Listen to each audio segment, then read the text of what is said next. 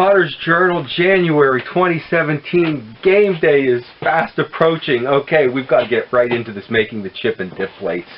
Okay, we've got the Pittsburgh mugs done. We'll try a few variety or sizes on the plates. And, okay, the smallest you could do, 2 pounds.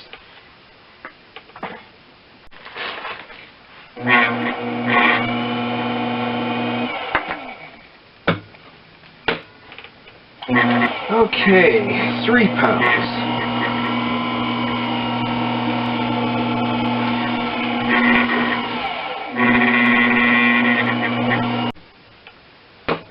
Okay, I am doing all the sizes, 2, 3, 5, and 7. I think this 5 pounds is about the right size to give you a good substantial dip and chip bowl.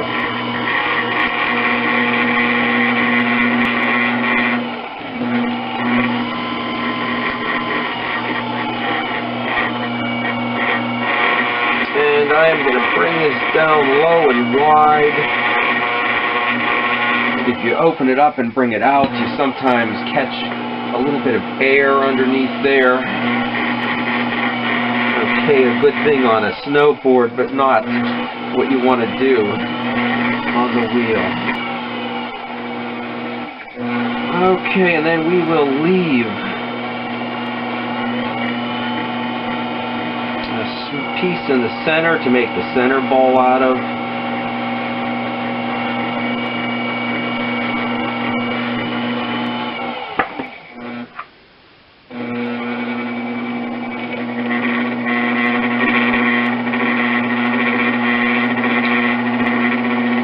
And then I am bringing that out with this thumb down here and this one putting weight down on it. And that way we are doing several things at once. We're compacting the bottom and bringing that out a bit. But this is one thing where you may need to check the bottom thickness once or twice or 3 times again because of all the angles going on. This can be quite a bit thinner. I'm going to try to do about a little over a 1/4 inch, quarter plus maybe an 1/8.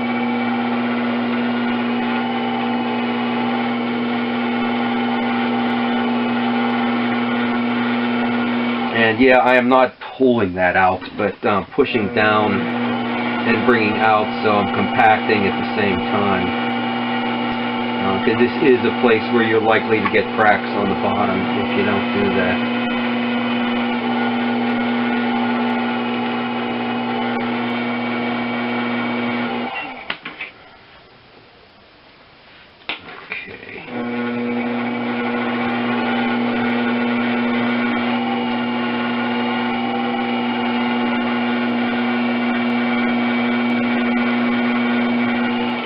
Okay, and this will be more substantial in size compared to the first 2.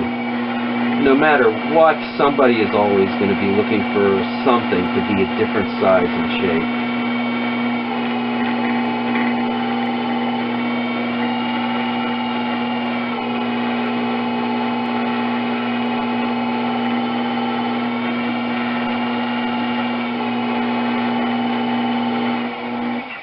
Okay, so we will check this again. We want them both to be relatively consistent, pretty much the same.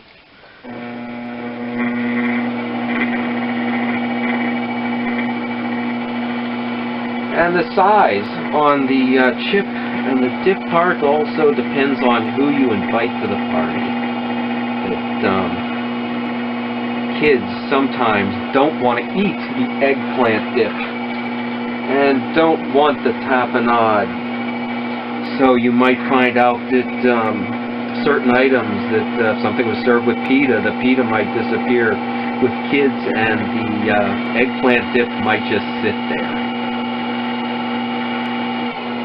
So if somebody does have an idea on how big they think it should be, the inner compared to the outer, depends who you invite to the party. Okay, and I think at this time we do have a big bowl.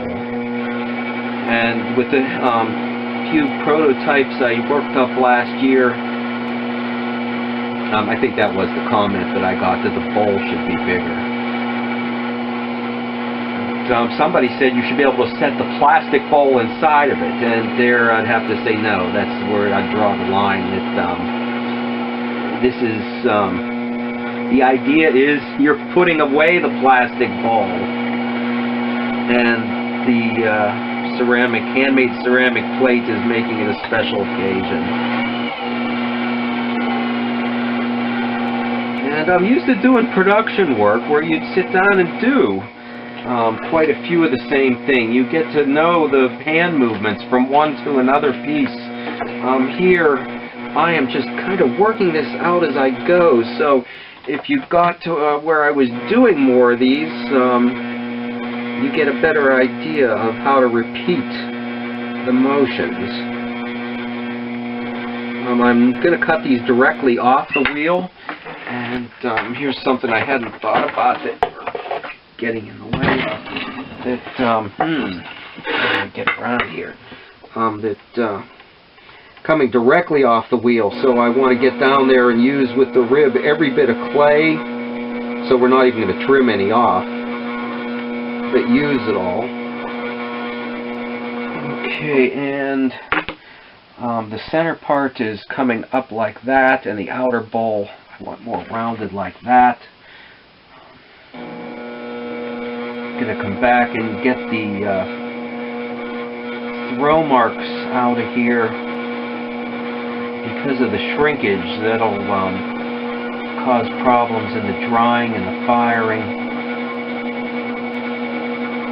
And just a little undercut to remove that final bit. So all we have to do is go over it with your thumb to clean it off.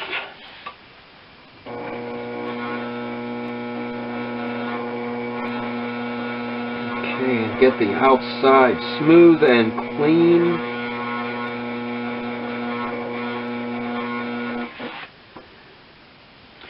Okay, the rim, and okay, there we go. Wow, 5 pounds. We can fit a lot in there. Oh, okay, 7 pounds. I don't think they normally would be this large. Okay, with this larger one, I think we're going to have to lose the splash tray.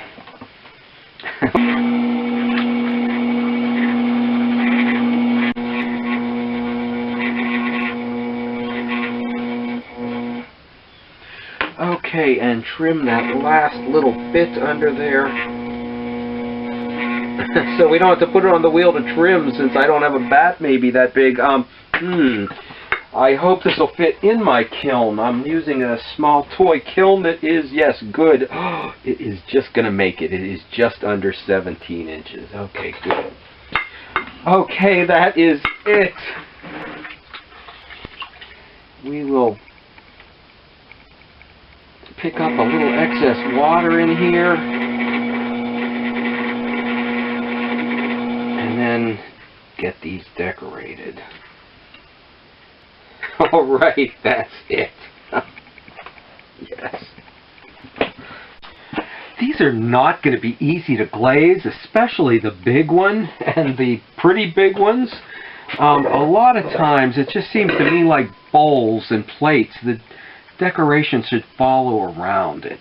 A lot of times pieces, large platters, are dipped like this and like this. I think it's because it's easy, and maybe there's not enough glaze. That you know, here with the brushwork is a good way to take the decoration around too. I am going to come back and show how I decorated these, but first we're going to fill this up out in the greenhouse. Okay, at some point in Pennsylvania, even in the greenhouse, growing in the floor, the parsley just can't take the cold anymore, so we are going to have to just pick it. And it is just the right time, because we are going to give those chip and dip plates another try. I'd love to have cilantro, but we're going to have to use what we've got here. Okay, I'm going to decorate these in a couple ways, but this is a 7-pound, but this is almost 17 inches across. The best thing and simplest thing, unless you can get great deals of money out of your pieces, is going to be use a single glaze. And I am going to put these lines in it, hopefully break and pull the glaze. I'm going to try to add a little bit more in there and see what I can do. Oh, but this is scary. This is a 17-inch platter.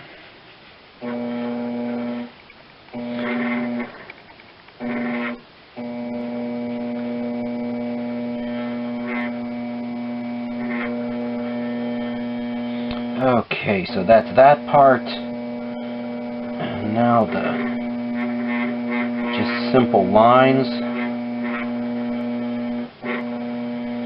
down there.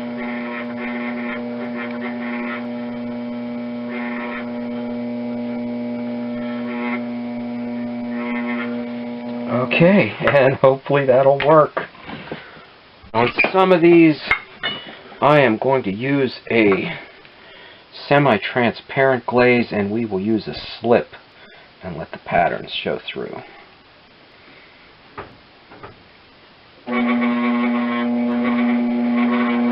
Okay, and these are the small. We'll use one side of the brush and then the other.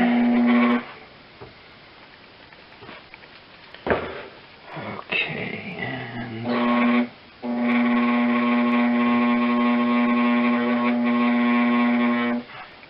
okay, there we go. Okay, small, medium, large, and the super large, and oh wait, you didn't believe me. Okay, 17-inch. Now will you please subscribe? People won't know what these things are unless they see the salsa and chips in them. Okay, how simple could it be? Tomato. To make the salsa, it's winter, so starving artist, we're going to roast some peppers and onion from out of the freezer. And okay, cilantro, well, don't tell anybody, it's parsley. And yeah, lemon juice, but lime would work too, or even a little bit of orange juice. And we don't have the fresh garlic today, but we use the adobo seasoning that's got something in it. And why pay starving artist? Not why pay $5.99 for a bottle?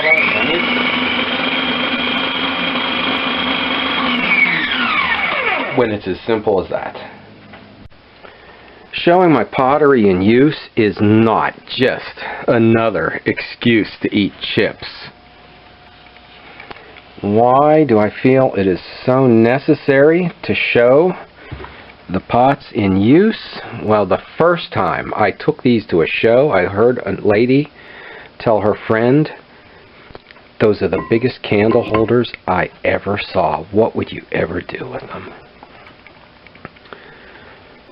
Okay, stop back. We're moving up to a bundt pan and then to a ring jug. This is all part of a let's take it easy, one step at a time process.